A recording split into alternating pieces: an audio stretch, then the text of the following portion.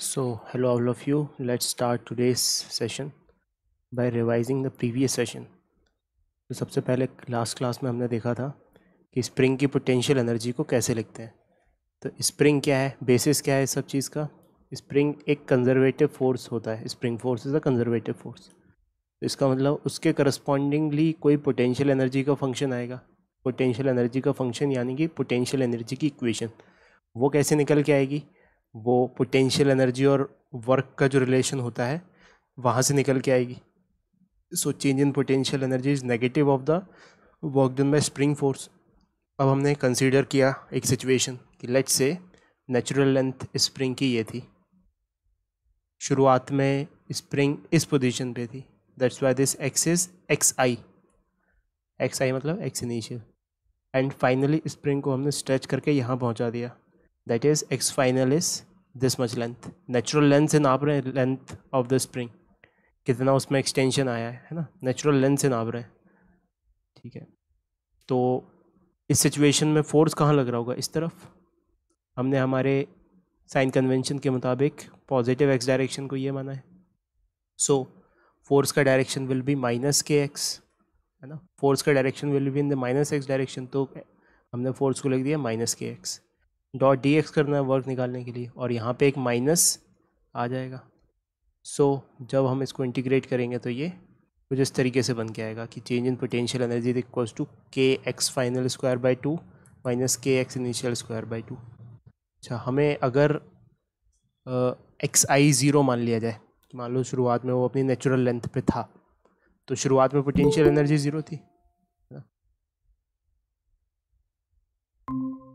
जैसे gravitational potential energy का reference level हम ये मान लेते हैं ज़्यादातर सिचुएशंस में कि जो अर्थ का सरफेस है उसकी पोटेंशियल एनर्जी ज़ीरो मान लेते हैं। तो वैसे ही हमने स्प्रिंग जब अपनी नेचुरल लेंथ में थी तब उसकी पोटेंशियल एनर्जी को ज़ीरो मान लिया।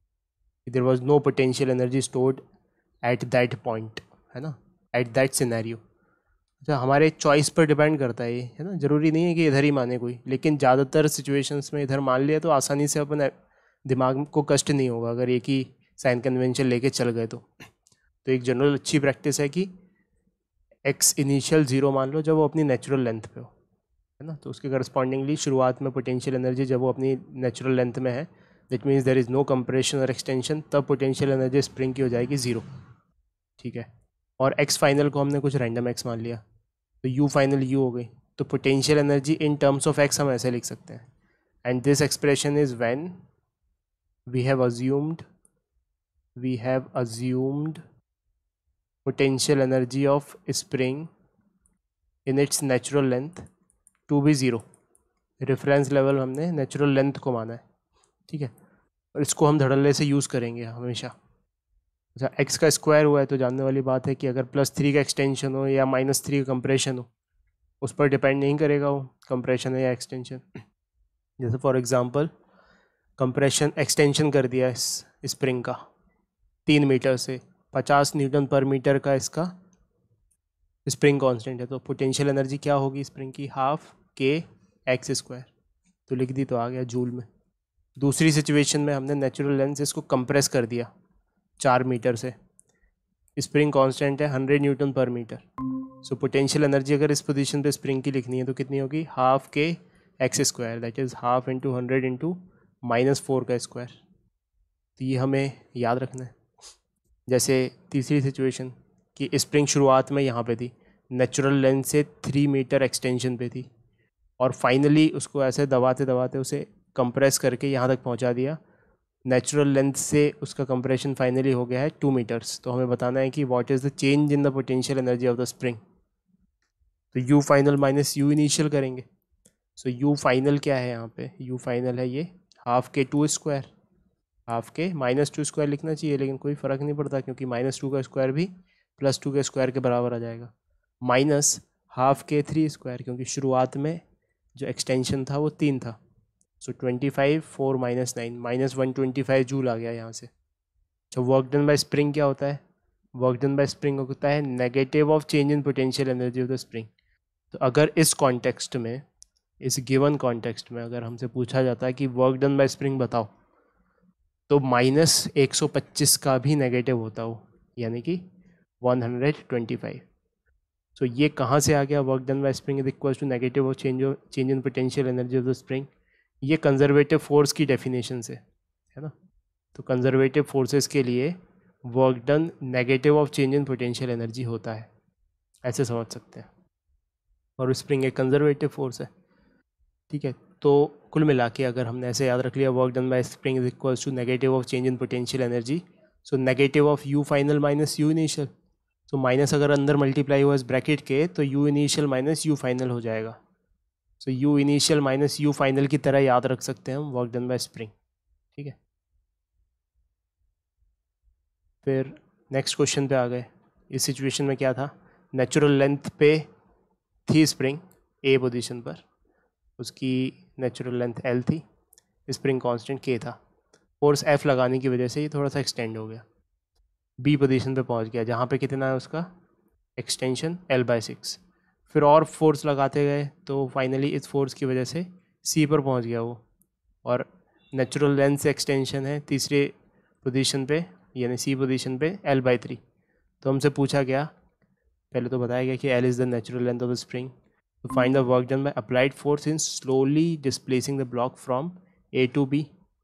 ए से बी तक ले जाने में कितना वर्क डन होगा, and second part B to C, B से सी ले जाने में कितना होगा, और ए टू सी, ए से सी ले जाने में कितना होगा, ठीक है।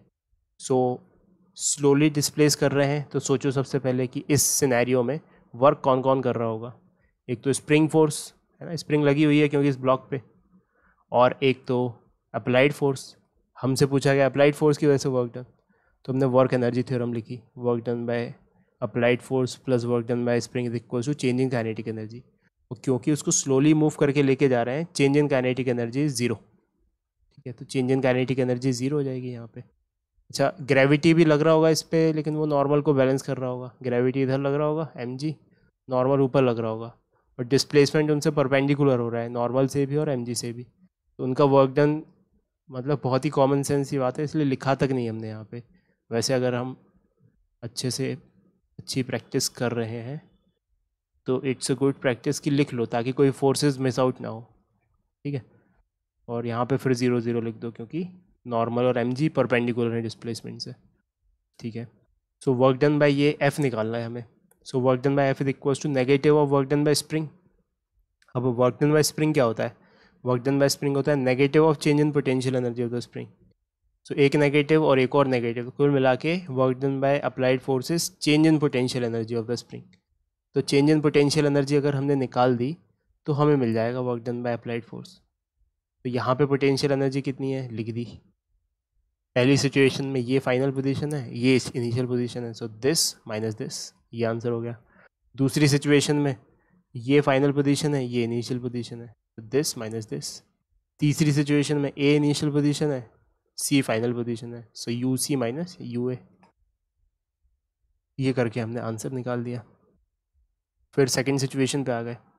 अच्छा, ग्रेविटेशनल पोटेंशियल एनर्जी और स्प्रिंग की पोटेंशियल एनर्जी अलग अलग चीज़ें हैं, इनको मिक्स नहीं करना है ना। जैसे इस क्वेश्चन में दोनों टाइप के फोर्सेस आ गए। So initially spring is in its natural length and the block is release from rest. So find maximum speed attend by the block, also find the maximum extension in the spring, ठीक है।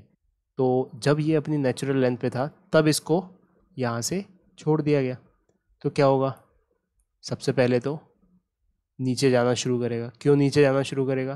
क्योंकि शुरुआत में ये वाली जो चीज़ है spring की फोर्स, वो mg से कम होगा। मतलब मान के चल रहे हैं अपन, है ना। बस शुरुआत में ऐसे कहना चाहिए, सवाल में दिया होना चाहिए कि mg sine theta is greater than के एक्स। अच्छा, नहीं भी दिया तो कोई बात नहीं, नेचुरल लेंथ पे ही है वो, सॉरी। तो ये शुरुआत में कुछ एक्सटेंशन थोड़ी है, ये तो नेचुरल लेंथ पे है, तो एक्स ज़ीरो है इसके लिए, है ना। स्प्रिंग में एक्सटेंशन ज़ीरो है, तो शुरुआत में तो स्प्रिंग का कोई फोर्स ही नहीं है, तो mg साइन थीटा है नीचे, तो 100% नीचे तो जाएगी, ठीक है।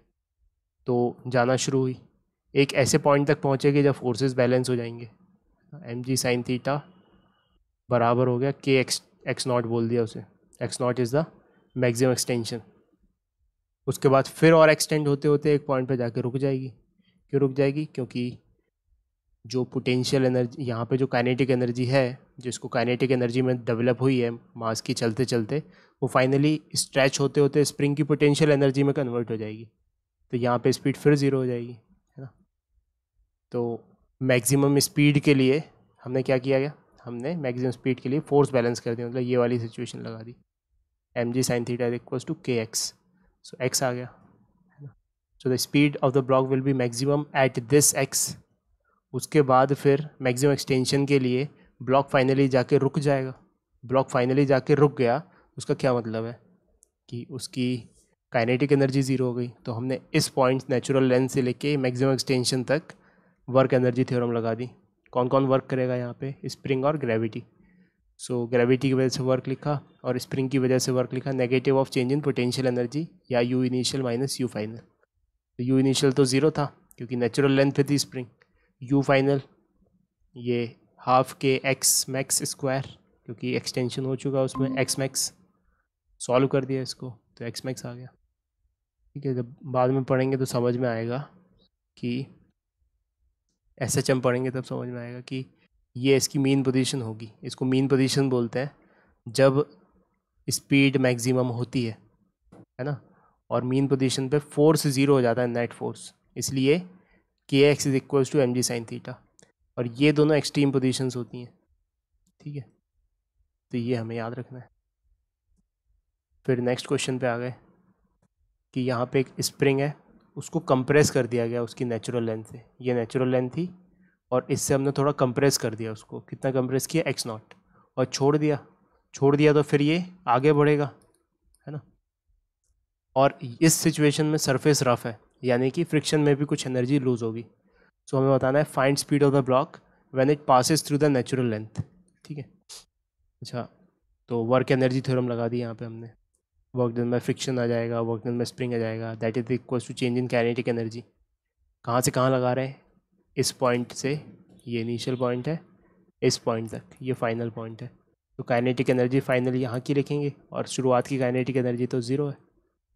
तो स्पीड v मानी थी अगर इस पॉइंट पे जाते टाइम, तो हाफ mv² हो जाएगी काइनेटिक एनर्जी। तो यहाँ पे लिख दी हाफ mv² माइनस ज़ीरो।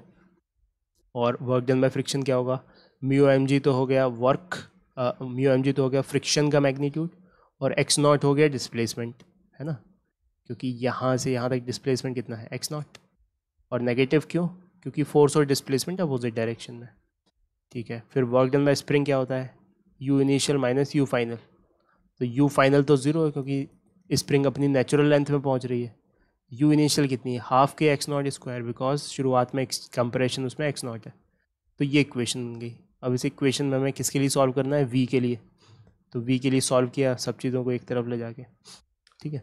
जहाँ मैथमेटिकली एक चीज़ समझी हमने यहाँ पे कि अंडर रूट के अंदर हमेशा पॉजिटिव नंबर आना चाहिए। तो मास तो पॉजिटिव होता है, इसका मतलब ये numerator must be positive, so this must be positive. तो एक x0 की कंडीशन आ गई कि x0 जो कंप्रेशन है शुरुआत वाला, वो एक निश्चित वैल्यू से ज़्यादा होना चाहिए, है ना। और इसको हम प्रैक्टिकली भी सोच सकते हैं कि अगर फ्रिक्शन इतना ज़्यादा हो गया कि वो इससे पहले ही रुक गया, तब तो यहाँ तक पहुँच ही नहीं पाएगा और सवाल ही नहीं बन पाएगा। तो इसलिए x0 कंप्रेशन जो है उसकी वैल्यू एक सर्टेन वैल्यू से तो ज़्यादा होनी ही चाहिए, तभी तो वो मीन पोजीशन को क्रॉस कर पाएगा, नेचुरल लेंथ को क्रॉस कर पाएगा। और वो यहाँ से मिल भी जा रही है हमें, ठीक है। अच्छा, इसका एक एक्सटेंशन क्वेश्चन देख लिया कि अगर x0 की वैल्यू शुरुआत में जो कंप्रेशन था वो 4 म्यू mg/k है, तो हमें बताना है कि मैक्सिमम एक्सटेंशन क्या होगा, मैक्सिमम डिस्प्लेसमेंट क्या होगा ब्लॉक का। मैक्सिमम एक्सटेंशन नहीं, मैक्सिमम डिस्प्लेसमेंट। तो हमने कहा चलो ठीक है। तो शुरुआत में यहाँ पर था कितना एक्सटेंशन था? x0। और फाइनली लेट से, सॉरी एक्सटेंशन नहीं कंप्रेशन, फाइनली लेट से ये नेचुरल लेंथ थी, नेचुरल लेंथ से xp और एक्सटेंड हो गया फाइनल सिचुएशन में। तो नेट डिस्प्लेसमेंट कितना हुआ ब्लॉक का? x0 plus xp। सो x0 प्लस xp। अब u इनिशियल कितना है? स्प्रिंग की इनिशियल पोटेंशियल एनर्जी हाफ के x0², और फाइनल पोटेंशियल एनर्जी क्या हो जाएगी? हाफ के xp², ठीक है। क्यों? नेचुरल लेंथ ही नापते ना पोटेंशियल एनर्जी लिखने के लिए, जो हाफ के x² में x होता है वो नेचुरल लेंथ से होता है, तो ठीक है। अच्छा, यहाँ पे भी u0, यहाँ पे v0, क्यों? मैक्सिमम एक्सटेंशन पे वो रुक जाएगा मोमेंटरीली, ठीक है। सो वर्क एनर्जी थ्योरम लगा दी हमने यहाँ पे। So work done by static, ये क्या है, spring force plus work done by friction is equal to change in kinetic energy. Final kinetic energy भी जीरो, इनिशियली भी zero. Work done by spring force क्या होगा, U initial minus U final, और work done by friction क्या होगा, mu M g, और net displacement x naught plus x p, और एक माइनस भी आ जाएगा क्योंकि फोर्स और डिस्प्लेसमेंट अपोजिट डायरेक्शन में। यू इनिशियल की वैल्यू रख दी यहाँ पे यू फाइनल की वैल्यू रख दी, के बाई टू कॉमन ले लिया तो ये X naught square minus X P square आ गया। यहाँ से X naught plus x P है, so X naught X square minus X P square को X naught plus x P into X naught minus X P लिख सकते हैं। A square minus B square is equal to A plus B into A minus B वाले फॉर्मूले से। तो ये X naught plus x P तो zero हो नहीं सकता, तो कट गया ये। तो यहाँ से अपन को X naught minus X P मिल गया, X naught minus X P मिल गया। एक्स नॉट की वैल्यू दी हुई है तो एक्स पी निकल के आ गया। एक्स पी आया 4 mu M G by K minus 2 mu M G by K, that is 2 mu M G by K. लेकिन हमें तो आंसर क्या था, हमारा डिस्प्लेसमेंट ऑफ द ब्लॉक चाहिए था, यानी x naught plus x P, तो वो आ गया 6 म्यू एम जी बाई के। फिर आ गए अपन नेक्स्ट टॉपिक पे, that was mechanical energy. So mechanical energy is nothing but sum of kinetic energy plus potential energy of the system, ठीक है। तो इसमें कुछ कुछ बारीक चीज़ें देख ली कि हम क्या कर रहे हैं। काइनेटिक एनर्जी तो हमेशा पॉजिटिव क्वांटिटी होती है, उसमें कुछ पॉजिटिव या नेगेटिव क्वांटिटी जोड़ रहे हैं, ठीक है। तो हमेशा मैकेनिकल एनर्जी यू से तो ज़्यादा ही रहेगी ना। इसको अदर वे राउंड ऐसे भी देख सकते हैं कि मैकेनिकल एनर्जी क्या है, potential energy plus some positive number, क्योंकि kinetic energy is a positive number. So mechanical energy is always greater than is equals to potential energy. Equal to कब होगा, जब काइनेटिक एनर्जी ज़ीरो हो जाए। Potential energy और kinetic energy दोनों ही frame dependent है, तो इसका मतलब मैकेनिकल एनर्जी भी फ्रेम डिपेंडेंट होगी। फिर law of conservation of mechanical energy को हमने समझने की कोशिश की, तो उसके लिए हमने एक्सप्रेशन लिखा वर्क एनर्जी थ्योरम का। वर्क एनर्जी थ्योरम क्या होता है, work done by all kind of forces equals to change in kinetic energy. So all kind of forces में क्या क्या आ जाते हैं, एक्सटर्नल फोर्सेज आ जाते हैं और इंटरनल फोर्सेज आ जाते हैं। इंटरनल फोर्सेज में भी इंटरनल कंजर्वेटिव आ जाते हैं और इंटरनल नॉन कंजर्वेटिव आ जाते हैं।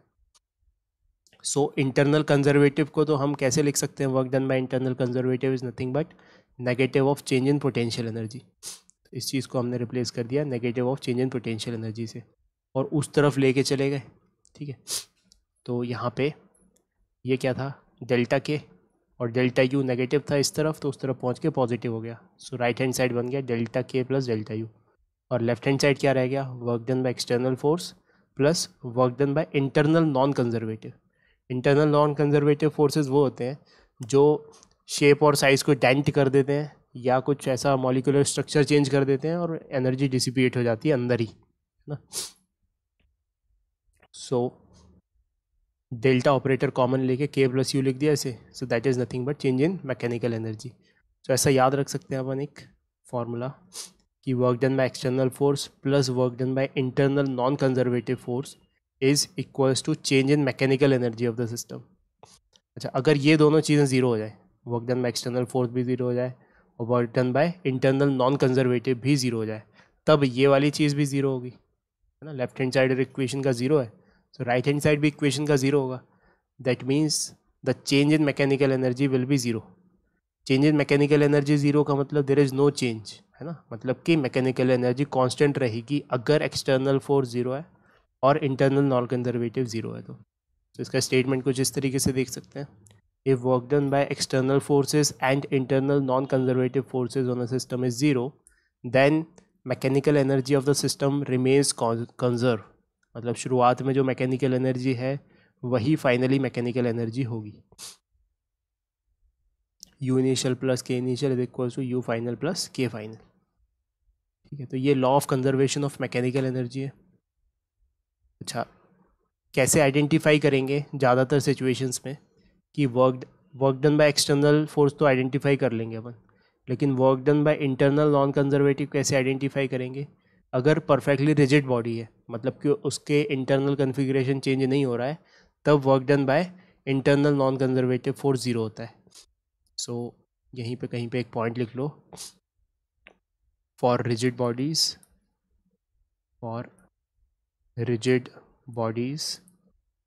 Work done by internal non conservative force is zero. Rigid body का ये मतलब है कि उनका शेप डेंट नहीं हो रहा, उनके अंदर के जो पार्टिकल्स हैं जिससे वो रिजिड बॉडी बनी हुई है उनकी रिलेटिव पोजीशन चेंज नहीं हो रही। तो अगर रिजिड बॉडीज़ है तो उसके लिए work done by internal non conservative zero होगा। हमारे ज़्यादातर डिस्कशन में अभी 2-3 चैप्टर्स रिजिड बॉडीज़ ही चलनी है, तो ये हम यूज़ कर पाएंगे बहुत इजीली। फिर आगे बढ़ते हैं और मैकेनिकल एनर्जी के कंजर्वेशन पे बेस्ड कुछ क्वेश्चन सॉल्व करते हैं, बहुत ही बेसिक लेवल के। So please watch closely. We have a first question of the day कि ये अर्थ का सरफेस है, ठीक है, और एक ब्लॉक ऊपर रखा हुआ है जिसका सेंटर ऑफ मास अर्थ के सरफेस से h हाइट पर है, ठीक। तो हमें बताना है कि जब ये नीचे गिरेगा, यहाँ से छोड़ दिया इसे, तो जब ये नीचे गिरेगा तो धरती से टकराते टाइम इसकी स्पीड कितनी होगी, ये बताना है।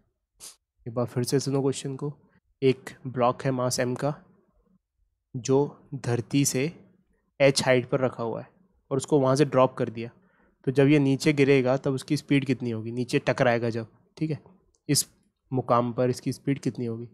तो हम law of conservation of mechanical energy लगा सकते हैं क्या सबसे पहले। तो सोचते हैं अपन कि यहाँ पे एक्सटर्नल फोर्स है क्या कोई नॉन कंजर्वेटिव, तो क्या नहीं है ना। So there is no external force which is non conservative in nature. केवल ग्रेविटी फोर्स है जो तो कंजर्वेटिव ही है ना। और मैकेनिकल एनर्जी का कंजर्वेशन कहाँ पे वैलिड होता है, अगर केवल कंजर्वेटिव फोर्सेस हों तभी। तो एक्सटर्नल फोर्स जो कि नॉन कंजर्वेटिव है उनकी वजह से वर्क डन ज़ीरो होगा, और इंटरनल फोर्स नॉन कंजर्वेटिव है उनकी वजह से वर्क डन ज़ीरो होगा क्योंकि रिजिड बॉडी है। तो इसका मतलब mechanical energy will remain conserve,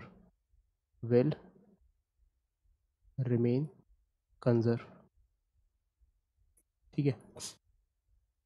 अच्छा, उस स्टेटमेंट पे ज़रा पहले चलते हैं जो इससे पहले अपन ने किया। इसमें एक कन्फ्यूजन सा तुम्हारे दिमाग में उमड़ रहा होगा।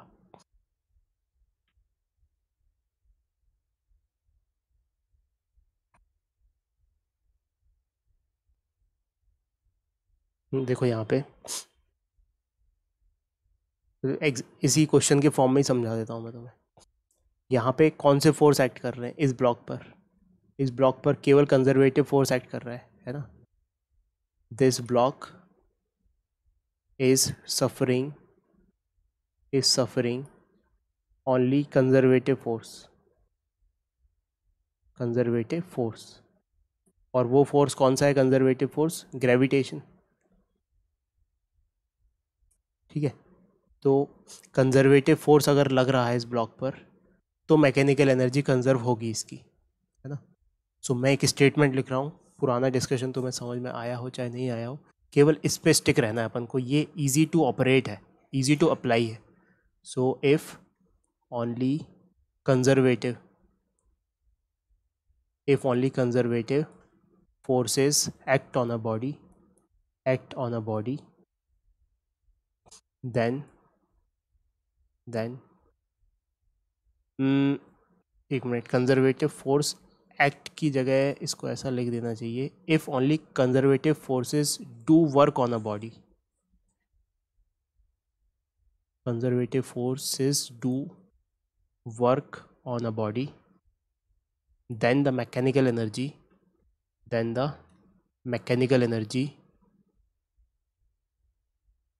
of that body will remain conserve,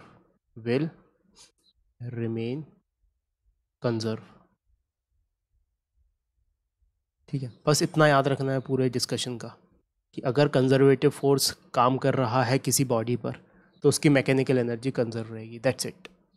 अब वो कंजर्वेटिव फोर्स स्प्रिंग फोर्स हो सकता है, ग्रेविटेशनल फोर्स हो सकता है, लेकिन अगर नॉन कंजर्वेटिव एक्सटर्नल फोर्स लग गया तब तो फिर मैकेनिकल एनर्जी कंजर्व नहीं रहेगी। तो इस क्वेश्चन को अपन देखते हैं कि इस पर कौन सा फोर्स लग रहा है। इस पर केवल ग्रेविटेशनल फोर्स लग रहा है, that is conservative in nature. ठीक है, कोई एयर फ्रिक्शन नहीं है, कुछ भी और तरीके का फोर्स नहीं है, तो हम बोल सकते हैं कि मैकेनिकल एनर्जी कंजर्व रहेगी। तो देखो क्या करना है mathematically.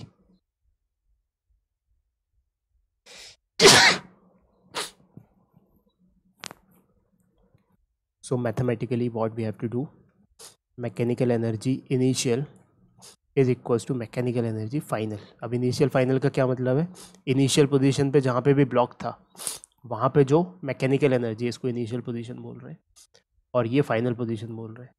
So mechanical energy initial is what, mechanical energy is initial मतलब sum of potential energy and kinetic energy must be equals to final sum of potential energy and kinetic energy. तो अब हम इसको स्टेप बाय स्टेप रखते हैं। तो शुरुआत में कितनी है उसके पास initial potential energy, that is mgh, क्योंकि वो h हाइट पे, इस लेवल की पोटेंशियल एनर्जी को ज़ीरो माना है हमने। ठीक है, सो दिस इज mgh। शुरुआत में काइनेटिक एनर्जी कितनी है, जस्ट ड्रॉप किया यहाँ से, so kinetic energy is zero. Final potential energy कितनी है, वो ग्राउंड लेवल पे पहुँच गया फाइनली, तो पोटेंशियल एनर्जी इज ज़ीरो। और फाइनली काइनेटिक एनर्जी कितनी है, क्योंकि वो v स्पीड से गिर रहा है उस मोमेंट पे, सो दैट इज़ हाफ mv²। क्या हुआ यहाँ पे, mgh is equals to half mv²। तो यहाँ से v निकल के आ गया, m से m कट गया, v की वैल्यू आ गई √2gh। ठीक है, ये आती थी दूसरे तरीकों से भी पहले, ये बात हमें याद रखनी है।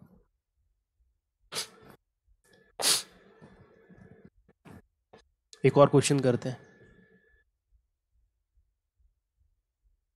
We have a spring mass system, ये स्प्रिंग है यहाँ पे और इससे एक मास अटैच्ड है जिसका मास है m।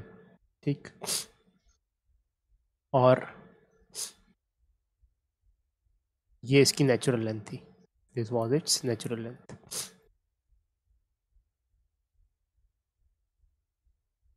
और ये x0 है, मतलब कि इनिशियली इसको x0 कंप्रेस कर दिया गया है। ठीक है, के स्प्रिंग कांस्टेंट है और ये स्मूथ सरफेस है। तो हमें बताना है कि जब इसको यहाँ से रिलीज़ करेंगे और जब ये नेचुरल लेंथ पे पहुँच जाएगा तब उसकी स्पीड क्या होगी। So find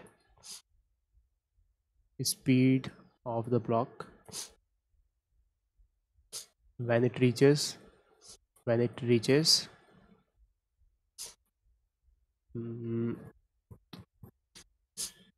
its natural length। और शुरुआत में ब्लॉक was compressed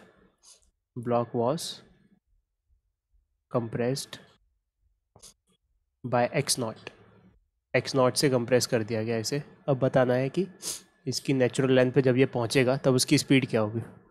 तो सबसे पहले हमने चेक पॉइंट लगाया कि क्या जो ब्लॉक है उस पर केवल कंजर्वेटिव फोर्स लग रहे हैं, तो हम कहेंगे हाँ।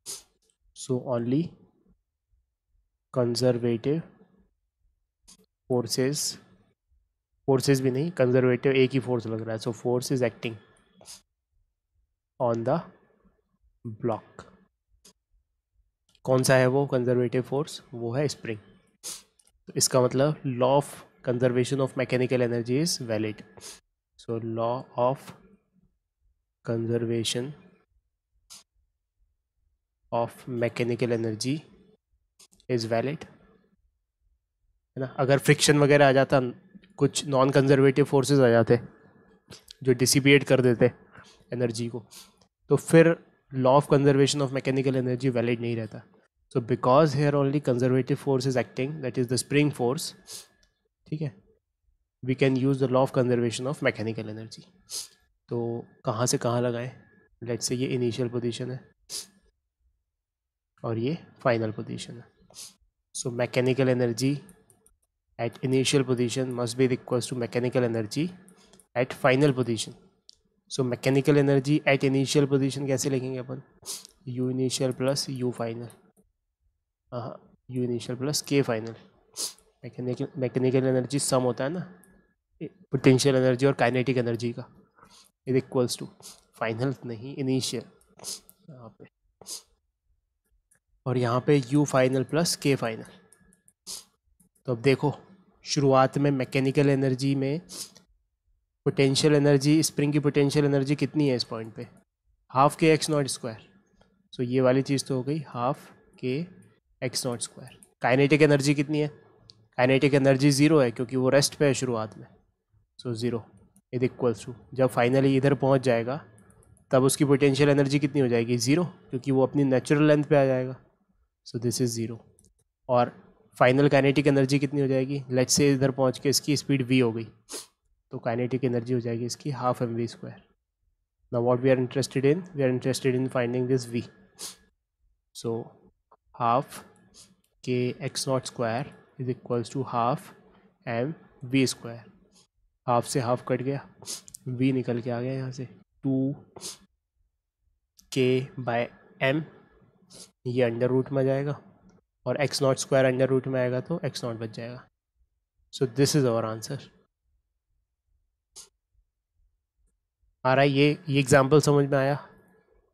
और कुल मिला के हमें क्या करना है कि अगर हमने आइडेंटिफाई कर लिया कि पूरे सिस्टम पर अगर केवल कंजर्वेटिव फोर्स ही काम कर रहे हैं, है ना। अच्छा ये स्टेटमेंट थोड़ा सा गलत हो गया, इसको मतलब मैं ये कहना चाहता हूँ कि only conservative force is acting नहीं, फोर्स तो नॉर्मल और ग्रेविटी भी लग रहे होंगे, but only conservative force is doing work on the block. तो इसको सही लिख लो ताकि कन्फ्यूजन ना हो। बट हाँ, आई होप तुम समझ रहे हो मैं क्या समझाना चाह रहा हूँ, कि अगर सिस्टम पर केवल कंजर्वेटिव फोर्स ही वर्क कर रहे हैं तो मैकेनिकल एनर्जी कंजर्व रहेगी, इसलिए नाम ही उसका कंजर्वेटिव फोर्स है। ठीक है, तो इसको नोट कर लो फटाफट।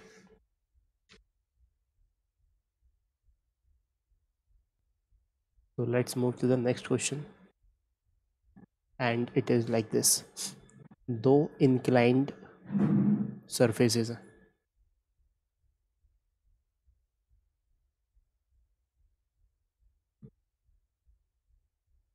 एकदम आइडेंटिकल बट इन्वर्टेड रखे हुए हैं हॉरिजॉन्टल डायरेक्शन में, और एक हॉरिजॉन्टल सरफेस पे रखे हुए हैं। ठीक है, जिस सरफेस पे रखे हुए हैं वो परफेक्टली स्मूथ है, ये एंगल ऑफ इंक्लिनेशन यहाँ 45 डिग्री है, ये एंगल ऑफ इंक्लिनेशन भी यहाँ पे 45 डिग्री है, इसका मास m है, इसका मास भी m है।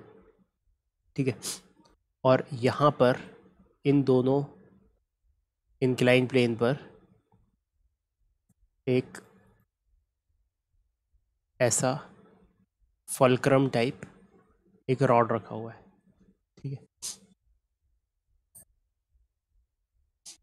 जिसका मास स्मॉल m है, और शुरुआत में ये इसकी जो हाइट है हॉरिजॉन्टल से वो h हाइट पे है, सारे सरफेस स्मूथ है। ठीक है, ऑल सरफेसेस आर स्मूथ, मतलब कहीं पे भी फ्रिक्शन नहीं है।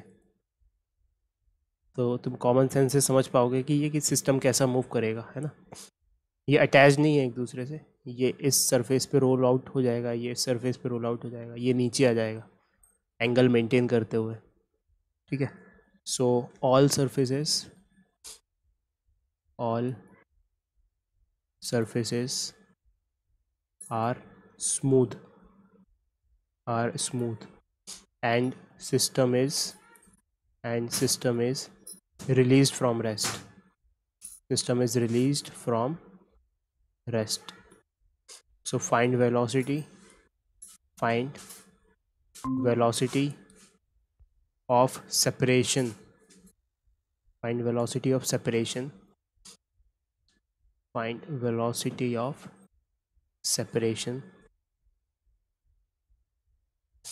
of the wedges ये वेज है और ये भी वेज, दो वेज है, of the wedges when plank ये plank है, when plank is at height small h from the ground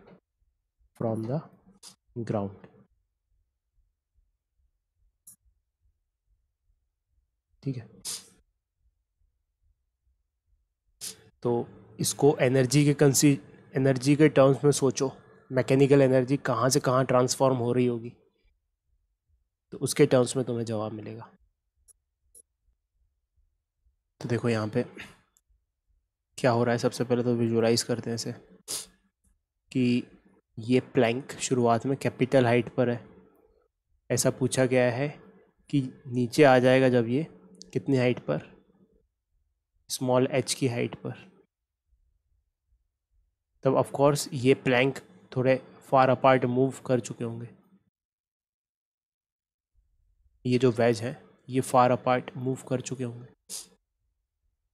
देखो फिर से बनाता हूँ डायग्राम। शुरुआत वाली सिचुएशन कुछ ऐसी है,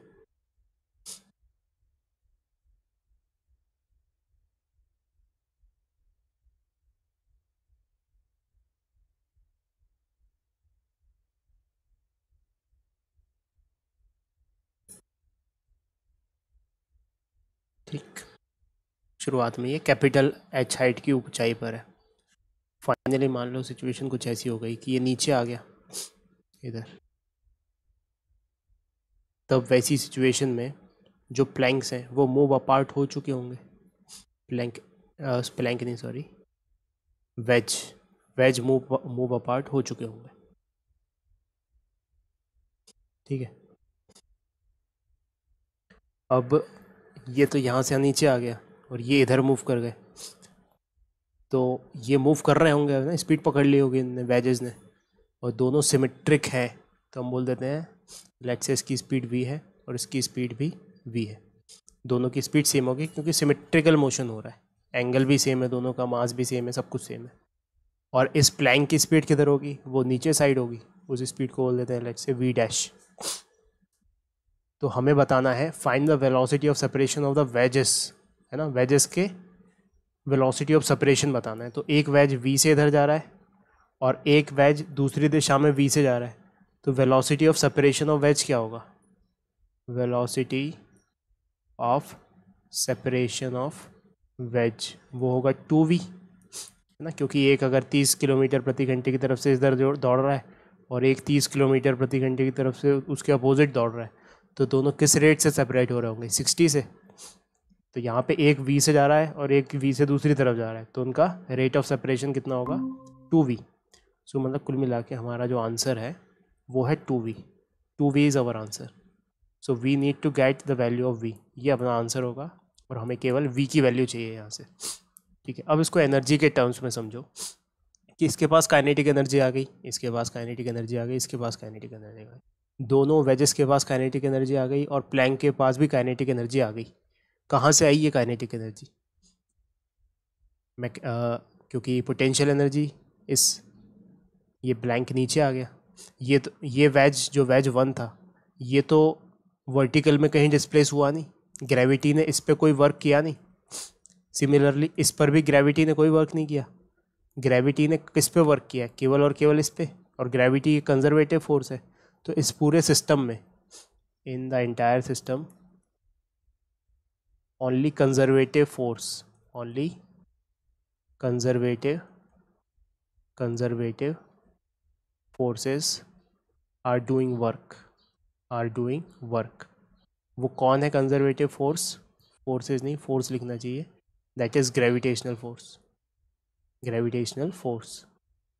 therefore law of conservation of mechanical energy is valid, law of conservation of mechanical energy is valid, यानी पोटेंशियल एनर्जी काइनेटिक एनर्जी में कन्वर्ट हो रही है।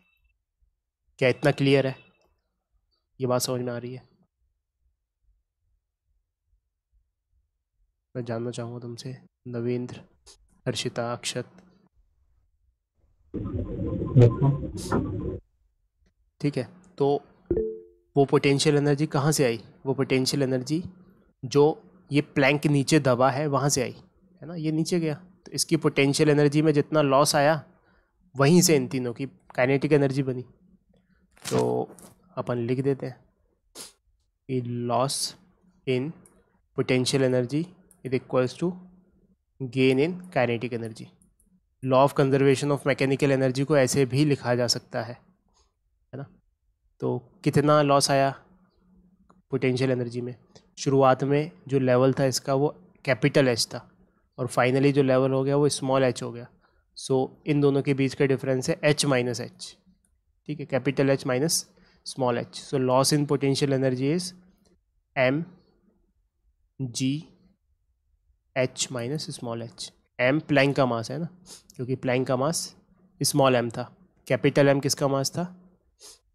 इन वेजेस का। तो स्मॉल एम लेना पड़ेगा यहाँ पे। क्यों लेना पड़ेगा स्मॉल एम? क्योंकि प्लैंक की पोटेंशियल एनर्जी में लॉस हुआ है, वेजेस की पोटेंशियल एनर्जी में कोई लॉस नहीं हुआ। अच्छा, gain in kinetic energy, final kinetic energy of the system लिखेंगे यहाँ पे, माइनस शुरुआत वाली kinetic energy of the system. शुरुआत में सिस्टम तो रेस्ट पे था, तो ज़ीरो। फाइनल काइनेटिक एनर्जी क्या है? इसकी half M V square. So half capital M V square. अच्छा, ऐसे दो वेज हैं तो डबल कर दो यहाँ पे, तो इसकी भी इंक्लूड हो गई। और प्लैंक की kinetic energy half small M V dash square. So plus half small M V dash square. ठीक है, अब इस क्वेश्चन में क्या एम दिया है, जी दिया है, कैपिटल एच दिया है, स्मॉल एच दिया है, स्मॉल वी और स्मॉल वी डैश नहीं दिया, और हमें वी पता करना है। सो क्लियरली इसको सॉल्व नहीं कर पाएंगे अपन, क्योंकि एक ही इक्वेशन है और दो अननोन्स हैं यहाँ पे, वी और वी डैश। तो अब हमें कुछ ऐसा रिलेशन निकालना पड़ेगा कि वी और वी डैश में कोई रिलेशन मिल जाए।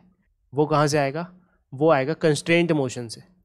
कंस्ट्रेंट मोशन में क्या सीखा था हमने कि अगर कंस्ट्रेंट में ऐसे वेज कंस्ट्रेंट मूव कर रहा हो तो दो नज़रिए से देखते हैं इसको। ठीक है, तो दोनों को देखने की ज़रूरत नहीं है, एक से भी काम चल जाएगा। तो वेज कंस्ट्रेंट लगा रहे हैं यहाँ पे, वेज कंस्ट्रेंट। सो एक तो हमारा प्लैंक है, और दूसरी तरफ से जो अटैच सरफेस है उससे वो वेज का सरफेस है। ठीक है भाई, ये किधर जा रहा है? वेज, वेज जा रहा है इस तरफ वी वेलोसिटी से, और ये प्लैंक किधर जा रहा है? वी डैश वेलोसिटी से नीचे। तो हमने इस पॉइंट को कंसीडर किया और दोनों नज़रिए से देखा कि अगर हमने प्लैंक के नज़रिए से देखा तो वी डैश से ये नीचे जाना चाहिए, और अगर वेज के नज़रिए से देखा सो वी से हॉरिजॉन्टली जाना चाहिए। अब क्या देखा था वेज कंस्ट्रेंट में कि जो परपेंडिकुलर कंपोनेंट्स आते हैं दोनों की वजह से वो सेम आ जाते हैं। तो अगर ये 45 डिग्री है, सो अगर अपन इसको रिजॉल्व करेंगे वी डैश को, तो ये आएगा V dash by root two, और वी को रिजॉल्व करेंगे तो वो कितना आएगा? V by root two. So V dash by root two must be equals to V dash by V by root two must be equals to V dash by root two. So by wedge constant we have V by root two is equals to V dash by root two. तो यहाँ से मिल गया हमें V is equals to V dash. तो ये मिल गया भाई, V dash is equals to V dash. तो अब उठा के इस इक्वेशन में रख दिया।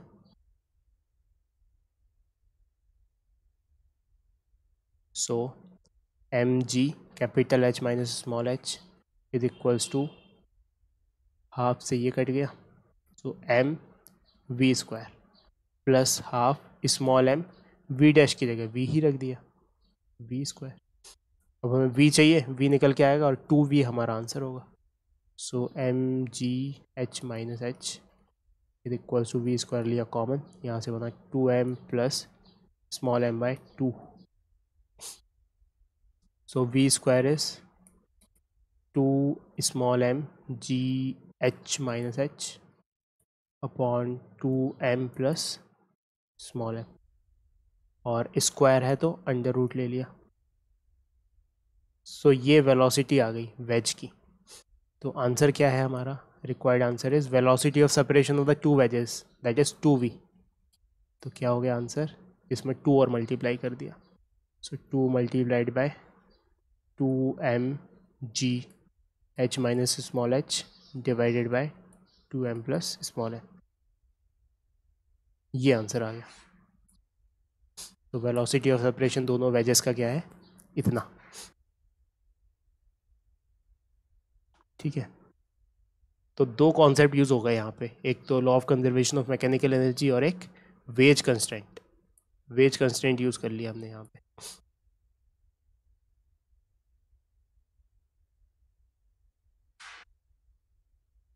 तो नोट कर लो इसको, फिर मूव ऑन करेंगे। एब्जॉर्व कर लो पहले, तो नोट करने से पहले। Okay, so now let's move to the next question. अब नेक्स्ट क्वेश्चन पे पहुंच जाते हैं.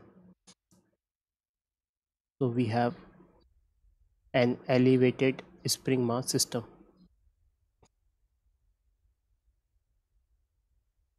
ठीक है, और यहाँ पर एक ब्लॉक रखा हुआ है जिसका मास m है. ये स्प्रिंग से अटैच्ड है. ठीक, और ये एलिवेटेड है. एलिवेटेड मतलब ये ऊपर है धरती से 2 मीटर की ऊंचाई पर.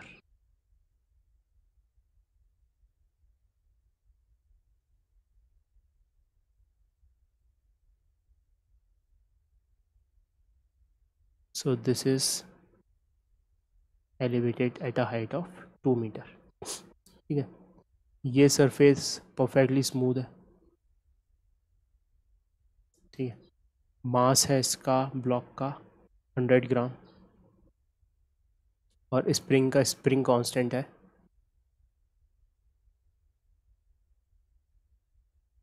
100 न्यूटन पर मीटर. ठीक है, अब सिचुएशन में बताता हूँ कि initially spring is compressed by 5 centimeter and block is at rest. Okay, so find the position where the block will hit the ground. Where the block will hit the ground. ठीक है, तो ये बताना है हमें. तो करो ज़रा इसे सॉल्व. तो जैसे यहाँ से रिलीज़ होगा ये जाएगा ऐसे प्रोजेक्टाइल मोशन करते हुए, और हमें बताना है कि इसके एग्जैक्टली वर्टिकली जो नीचे पॉइंट है वहाँ से कितनी दूर जाके ये ग्राउंड पे गिरेगा. ठीक है, तो बता दो फटाफट. इजी क्वेश्चन है, प्रोजेक्टाइल का फंडा लगने वाला है बस इसमें एक. तो देखो यहाँ पे क्या सिचुएशन है. यहाँ पे इस ब्लॉक को कंप्रेस कर दिया गया 5 सेंटीमीटर से. ठीक है, सो इस ब्लॉक को 5 सेंटीमीटर से कंप्रेस कर दिया गया. मतलब यहाँ से इसको थोड़ा सा कंप्रेस कर दिया गया.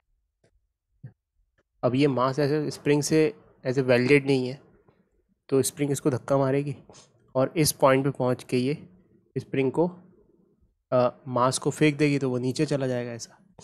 तो हमें ये बताना है कि ये आर कितना होगा. हॉरिजॉन्टल रेंज बतानी है इसकी एज ऑफ द प्लेन से, है ना, from the edge of the plane. तो अपन एक काम करते हैं, इस पॉइंट से इस पॉइंट तक मैकेनिकल एनर्जी कंजर्व करा देते हैं, क्योंकि केवल और केवल स्प्रिंग फोर्स ही लग रहा है जो कि कंजर्वेटिव फोर्स है. और यहाँ पे वेलोसिटी निकाल लेते हैं, तो उसकी वेलोसिटी ऑफ कितनी वेलोसिटी से वो इजेक्ट हुआ है वो निकल के आ जाएगा. फिर उसके करस्पॉन्डिंगली ये आर निकाल लेंगे. तो पहला काम है अपना वी निकालना. सो कैसे निकालें वी. पोटेंशियल एनर्जी कन्वर्ट हो गई यहाँ पे पूरी की पूरी तरह काइनेटिक एनर्जी में, क्योंकि ये नेचुरल लेंथ है. सो सबसे पहले half K X naught square is equals to half M V square. सारी वैल्यूज़ रख दो यहाँ पे. हाफ तो हाफ है, के कितना है 100 न्यूटन पर मीटर, एक्स नॉट कितना है 5 सेंटीमीटर, तो 5/100 मीटर में कन्वर्ट करना पड़ेगा. Is equals to half. Mass कितना है 100 ग्राम. 100 ग्राम का क्या मतलब होता है 100 divided by 1000 kg into V square. Half से हाफ कट गया, 100 से 100 कट गया, और क्या बचा यहाँ पे 25/1000 is equals to 1/1000 V square. तो 1 2 3 1 2 3 वी स्क्वायर आ गया. यहाँ से वी स्क्वायर कितना आ गया 25/10 रूट 25/10 वी आ गया मीटर पर सेकेंड. ठीक है, अब ये हमारे पास प्रोजेक्टाइल की इस सिचुएशन पे पहुंच चुकी है बात कि यहाँ से इसको 25/√10 मीटर पर सेकेंड की वेलोसिटी से हॉरिजॉन्टली फेंका गया है, √25/10 मीटर पर सेकेंड। और यहाँ पे कितना है ये, दिस इज़ 2 मीटर्स की ऊंचाई से फेंका गया। तो ये पहुँचते पहुँचते यहाँ पे कितनी दूरी पर गिरेगा एज से, ये बताना है अपन को। ये तो आसान सा सवाल हो गया। हॉरिजॉन्टली फेंका है अगर, तो शुरुआत में there is no velocity in Y direction, तो हम क्या करें, इक्वेशन लगा देते हैं वाई डायरेक्शन में, उसका करस्पॉन्डिंग टाइम निकल के आ जाएगा। टाइम निकल में के आ गया तो फिर एक्स डायरेक्शन में निकाल के आर निकाल लेंगे। सो इन वाई डायरेक्शन इसको हमने एक्स माना है, इसको वाई माना है। So in Y direction let's say यहाँ पे time t is equals to 0 है और यहाँ पे t is equals to t। So Y direction में इनिशियल वेलोसिटी कितनी है, 0। तो s is equals to S Y is equals to U Y T plus half A Y T square. U Y कितना है, 0। एस वाई कितना है, -2 is equals to half A Y कितना है, -g 10 मान लेते हैं चलो। टी कितना है, निकल के आएगा यहाँ से, तो यहाँ से टी स्क्वायर कितना निकल के आ गया, 2⁴/10 यानी t इज इक्वल्स टू 2/√10। ये टाइम आ गया। अब x डायरेक्शन में लगा दो, in x direction s is equals to U T plus half A T square. x direction में लगा रहे हैं तो सारी चीज़ें x डायरेक्शन वाली आएंगी। एक्सेलरेशन इन x डायरेक्शन 0 होता है, तो ये वाली टर्म 0 हो गई। एस एक्स आर निकालना है, आर ही एस एक्स है, तो R is equals to U X. U X कितना है शुरुआत में, हॉरिजॉन्टल डायरेक्शन में वेलोसिटी जो कि है √25/10, तो √25/10 इंटू टाइम कितना आया, 2/√10। इसको सॉल्व करते हैं, तो यहाँ से √10 इंटू √10 नीचे 10 बन गया, √25 5 बन गया और 2 तो अकेला है ही। सो 5 2 10/10, 10/10 दैट इज़ 1 मीटर। सब कुछ ऐसा यूनिट में, तो ये भी ऐसा यूनिट में आएगा, that is metres. So edge से ये जो ऐसा वर्टिकल प्लेन है उसके एज से कितनी दूरी पर जाके गिरा वो, 1 मीटर की दूरी पर। आ रही है बात समझ में। तो यहाँ पे कुछ नहीं, दो टाइप के कॉन्सेप्ट्स को मिक्स कर दिया, मैकेनिकल एनर्जी वाले को और प्रोजेक्टाइल मोशन वाले को। तो नोट कर लो इसको।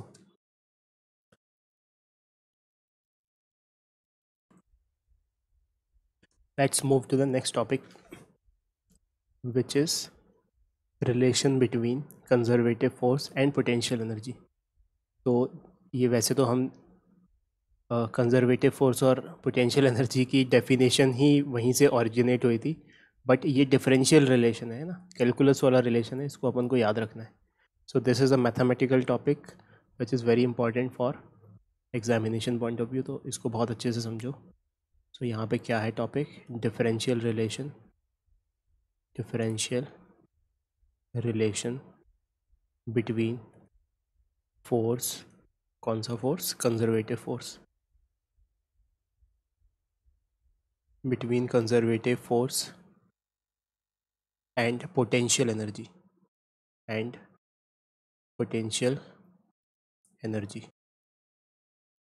ठीक है। तो हमने क्या देखा, change in potential energy is defined as negative of work done by conservative force. ये देखा, ये डिफरेंशियल रिलेशन तो नहीं था, ये चेंज वाला रिलेशन था। तो इससे ही हम क्या लिख सकते थे, इससे लिख सकते थे delta U is equals to derivative integral of -f.dr। ठीक है। तो अगर अपन यहाँ पे चेंज की जगह डिफरेंशियल एलिमेंट यूज़ कर लें, दैट इज़ डी, तो यहाँ पे भी डिफरेंशियल एलिमेंट आ जाए, ये इंटीग्रेशन हट जाएगा यहाँ से, तो -f.dr। यही रिलेशन होता है ना, this is the differential relation between potential energy and conservative force. ठीक है। तो फोर्स तो एक वेक्टर है, dr भी एक वेक्टर है, तो ऐसे याद रखना है इसे। ठीक है। So u can be calculated as negative of integral of f.dr, है ना। इधर इंटीग्रेट कर दिया अगर du को तो u आ जाएगा, इधर इंटीग्रेट कर दिया तो ये आ जाएगा। तो ये हमें याद रखना है। अब इसको अप्लाई कैसे करना है ये देखते हैं। So let's say if force तो वेक्टर है, तीनों डायमेंशन में हो सकता है वो। So let's say F X I cap plus F Y J cap plus F Z K cap, ये फोर्स है, ठीक है।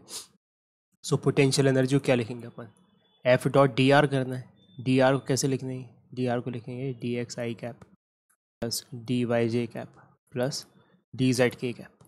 तीनों डायमेंशन में छोटे छोटे D X D Y D Z के फॉर्म में हमने डी आर को लिख दिया, डी आर स्पेस में। सो यू क्या होगा, लिख देते हैं पूरा एफ को लिखो यहाँ पे उठा के, है ना, ये एफ उठा के लिखने वाले हैं हम अपने यहाँ। तो लिखा minus of integral of F की जगह लिखा एफ एक्स आई कैप प्लस एफ वाई जे cap plus F Z K cap dot यहाँ पे डी आर वैक्टर लिखा, that is D x I cap plus D Y J cap plus D Z K cap, ठीक है। तो अब इसको solve किया, ये क्या आएगा, नेगेटिव ऑफ इंटीग्रल किसका आ जाएगा, F X dot D x, I और आई के मल्टीप्लाई हो जाएंगे क्योंकि डॉट प्रोडक्ट ले रहे हैं। This is F X D x plus F Y D Y plus F Z D Z, है ना।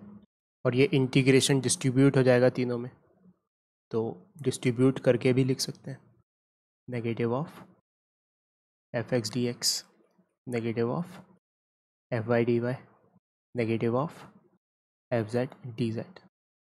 सो ये पोटेंशियल एनर्जी हो जाएगी, ठीक है। तो जैसे एग्जाम्पल लेके करते हैं तो आएगा समझ में। सो लेट्स से हमारे पास एक क्वेश्चन है जिसमें फोर्स को कुछ ऐसे दिया हुआ है, minus of G m1 m2 by R square, है ना। हम सब जानते हैं ये कौन से किस का एक्सप्रेशन है, ये न्यूटन के ग्रेविटेशनल लॉ का एक्सप्रेशन है, ठीक है। So find potential energy, find potential energy. तो क्या करेंगे, फोर्स का एक्सप्रेशन दिया हुआ है हमें, यू कैसे निकालना है, यू निकालने के लिए इस फॉर्मूले का यूज़ करना है, minus F dot D are, है ना, इसका इंटीग्रेशन। सो एफ क्या है लिख दो यहाँ पे, माइनस तो माइनस है एक फॉर्मूले की वजह से, और एफ स्वयं में माइनस दिया हुआ है, minus G m1 m2 by R square. अच्छा ये माइनस क्यों दिया हुआ है वो मत सोचो क्यों दिया, वो तो दिया है क्वेश्चन में, ऐसे मान के चलो, ठीक है। डॉट डी आर, तो माइनस बाहर निकल के प्लस बन गया, और कांस्टेंट चीज़ों को बाहर लिख लेते हैं, जी कांस्टेंट है, m1 कांस्टेंट है, m2 कांस्टेंट है, तो जी m1 m2 बचा क्या इंटीग्रेशन के अंदर, R to the power minus two D R, ठीक है। अब जब इसको हम इंटीग्रेट करेंगे तो क्या, G m1 m2 R to the power minus two plus one upon minus two plus one आ जाएगा, ठीक है। और क्योंकि ये इंडेफिनिट इंटीग्रेशन तो एक सी भी लगा देंगे यहाँ पे। सो यू का फाइनल एक्सप्रेशन क्या आ गया अपने पास, जी m1 m2, और यहाँ पे माइनस टू प्लस वन है, so that will be minus one, तो एक माइनस और आ जाएगा, तो यहाँ माइनस लगा दिया। और यहाँ पे R to the power minus two plus one है, माइनस टू प्लस वन क्या होता है, माइनस वन, यानी आर की पावर माइनस वन, यानी कि आर अपॉन में पहुँच जाएगा, plus C. This is our answer.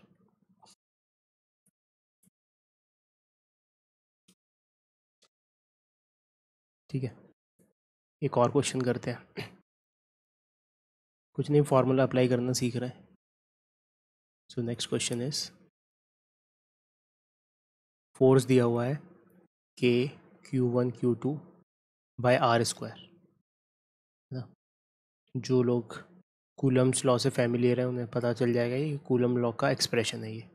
So find potential energy. तो पोटेंशियल एनर्जी के लिए क्या करना पड़ेगा, पोटेंशियल एनर्जी के लिए हमें u निकालना है। So u is equals to negative of F dot D R का इंटीग्रेशन।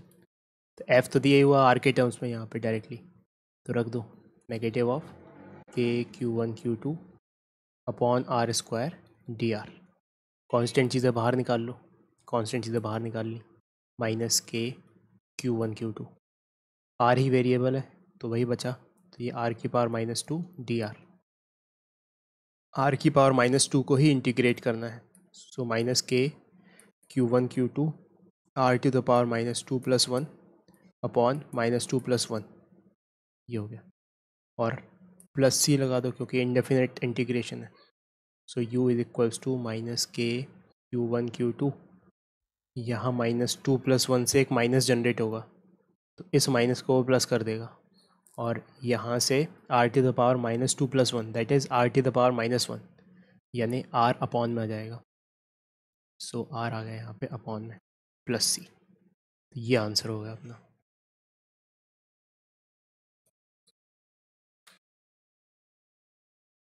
ठीक है, एक और सवाल करते हैं। अच्छा, अब ये सी क्या है, सी लिख के क्यों छोड़ दिया?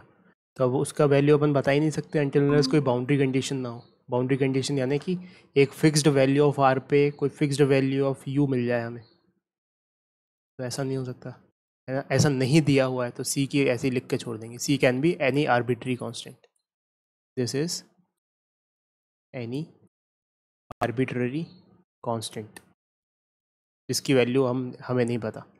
ठीक है, क्यों नहीं पता? क्योंकि कोई बाउंड्री कंडीशन ही नहीं दी हुई है जिससे निकाली जा सके वो वैल्यू। तो लेट्स से एक बाउंड्री कंडीशन वाला क्वेश्चन देख लेते हैं। सो नेक्स्ट क्वेश्चन लिखो, हमारे पास फोर्स दिया हुआ है कुछ इस फंक्शन का, force is equals to 2r²। ठीक है, so find potential energy as a function of r if potential energy at r is equals to 2 is 4 joules. यहाँ पे बाउंड्री कंडीशन दे दी है कि जब r की वैल्यू 2 है तब u की वैल्यू 4 है, ये बाउंड्री कंडीशन दे दी है। ठीक है, अब फॉर्मूले पर आ जाते हैं। फॉर्मूला क्या बोलता है, u is equals to negative of integration f.dr, ये बोलता है फॉर्मूला। ठीक है, तो यहाँ पे आ गया नेगेटिव ऑफ f की जगह लिखा है यहाँ पे 2r² क्योंकि दिया हुआ है डॉट dr, तो इसको इंटीग्रेट करेंगे तो बहुत आसानी से आ जाएगा r³/3 और एक प्लस सी लगाना पड़ेगा। So u as a function of r क्या आया है, -2r³/3 प्लस सी। r³/3 कैसे आ गया, क्योंकि यहाँ ये पावर 2 है तो 2 + 1 अपॉन 2 + 1, तो 2 + 1 3 बन गया और नीचे 2 + 1 वो भी 3 बन गया। ठीक है, अब बाउंड्री कंडीशन क्या दी हुई है, बाउंड्री कंडीशन दी हुई है कि जब r की वैल्यू 2 है सो u की वैल्यू 4 है। तो boundary condition is u of 2 is 4, तो यहाँ r की जगह रख दो 2, तो -2 × 2³/3 plus c is equals to 4, तो यहाँ से c की वैल्यू आ जाएगी। सो रखी, तो यह अपने पास -8/3 plus c is equals to 4, that implies c is equals to 4 + 8/3। तो ये हुआ 4 × 12, 12 + 8 इज़ 20, 20/3। सो c की वैल्यू आ गई 20/3। ठीक है, so u is finally -2r³/3 plus 20/3, ये आंसर आ गया इसका।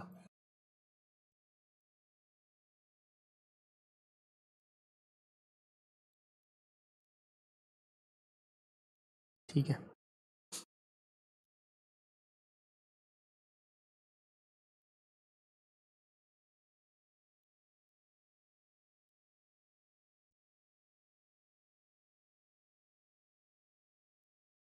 अच्छा एक गड़बड़ हो गई, कैलकुलेशन मिस्टेक, कि यहाँ पे 2³ आया ना, तो 2³ अपने आप में 8 होता है और 8 × 2 16 होता है, तो यहाँ 16 आएगा। ठीक है, यहाँ 16 आया तो यहाँ 16 आएगा, यहाँ 16 आया तो 3 4 12 + 16, तो यहाँ 28 आएगा। 12 + 16 is 28, so answer would be -2r³/3 plus 28/3। इसको करेक्ट कर लो।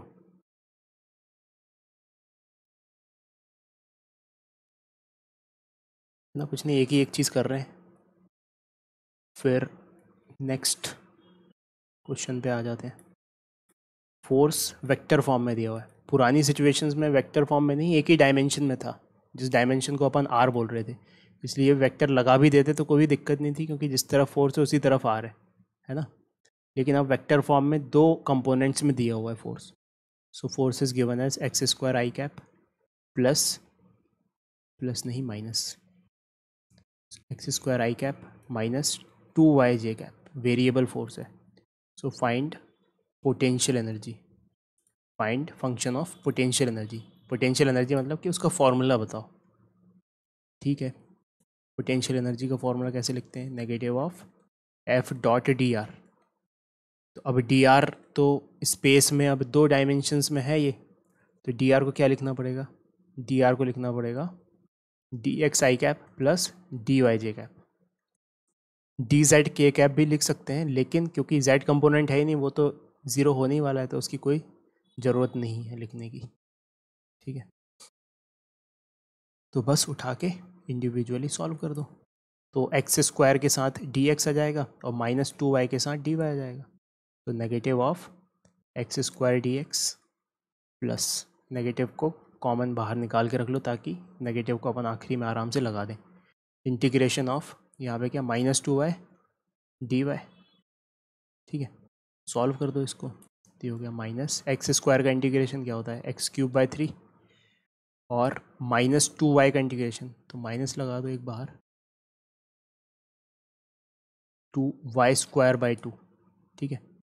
और इसका और इससे दोनों से कुछ कांस्टेंट जनरेट होगा, तो दोनों का कलेक्टिवली एक नया कांस्टेंट लिख दो, है ना, प्लस सी लगा के छोड़ दो यहाँ पे. तो ये हो गया अपने पास. अच्छा, आपको बच्चों जिनका ज़्यादा तेज़ दिमाग चल रहा होगा वो कहेंगे कि प्लस सी तो यहाँ पे आएगा, एक माइनस से तो माइनस सी आना चाहिए. ठीक है, कोई फ़र्क नहीं पड़ता, है ना. कांस्टेंट नेगेटिव हो तो भी कोई फ़र्क नहीं है, तो माइनस सी लिख लो एक शायद हो. ये हो गया minus x cube by 3 plus 2y square by 2. अच्छा, 2 से 2 तो यहीं काट दो, तो plus y square plus some constant. ठीक है. माइनस लिख लो एक शायद, कांस्टेंट नेगेटिव है, बस ऐसा मान सकते हैं. वो तो कांस्टेंट की वैल्यू नहीं पता हमें, पॉजिटिव है नेगेटिव है ज़ीरो, जब तक बाउंड्री कंडीशन नहीं रहेगी तब तक पता नहीं चलेगा. तो ये हमारे पास पोटेंशियल एनर्जी का फंक्शन आ गया. ठीक है. एक और सवाल कर लेते हैं. आई होप तुम्हारे दिमाग में पैटर्न बन रहा होगा क्या करे जा रहे हैं अपन. एक और सवाल कर लेते हैं. So we have force vector given as y i cap plus x j cap. So find potential energy. Find potential energy. Potential energy. If potential energy at origin is 2 units. हमें पोटेंशियल एनर्जी का function निकालना है और boundary condition दी है इसमें, यानी कि constant नहीं आएगा इसमें, कांस्टेंट की वैल्यू निकल के आ जाएगी. तो potential energy at origin is 2 units, ये दिया हुआ है. तो फिर शुरू हो गए. ठीक है. क्या है पोटेंशियल एनर्जी का function? That is negative of F dot D R. ठीक है. तो अब यहाँ पे आई कैप के साथ वाई आ रहा है, सो जो फंक्शन बन के आएगा वो कुछ ऐसा आएगा, y dot D x plus x dot d y, ये बन के आएगा. ये बात समझ में आ रही है ना?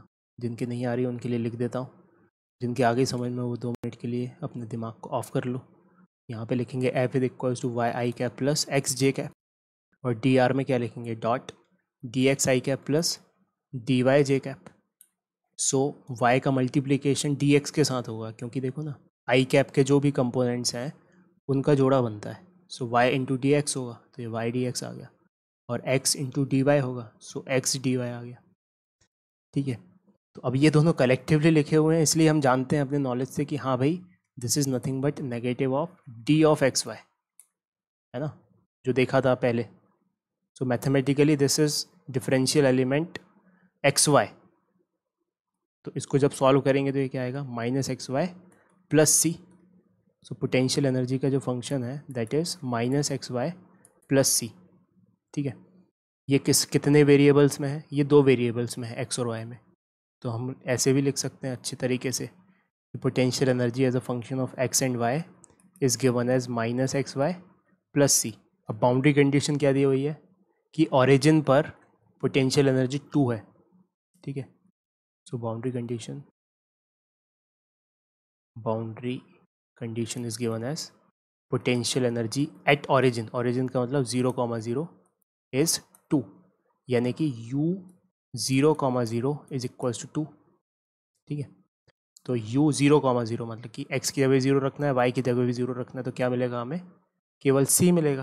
तो c इज इक्वल्स टू 2 आ गया, तो यहाँ से पता चल गया। तो final answer is potential energy is given by -xy +2, -xy +2, ये पोटेंशियल एनर्जी आ जाएगी यहाँ से, ठीक है। आ रही है ये बात समझ में, नोट कर लो इसको।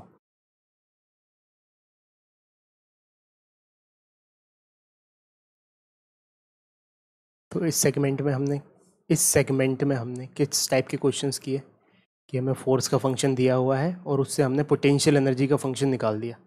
नेक्स्ट सेगमेंट में इसका अदर वे राउंड देखेंगे कि पोटेंशियल एनर्जी का फंक्शन दिया हुआ है, वहाँ से फोर्स का फंक्शन निकालेंगे।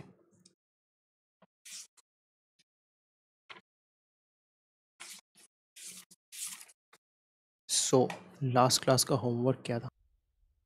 आज का होमवर्क नोट करो। एक्सरसाइज में वही लेवल 1 में सिंगल करेक्ट में 21 से लेके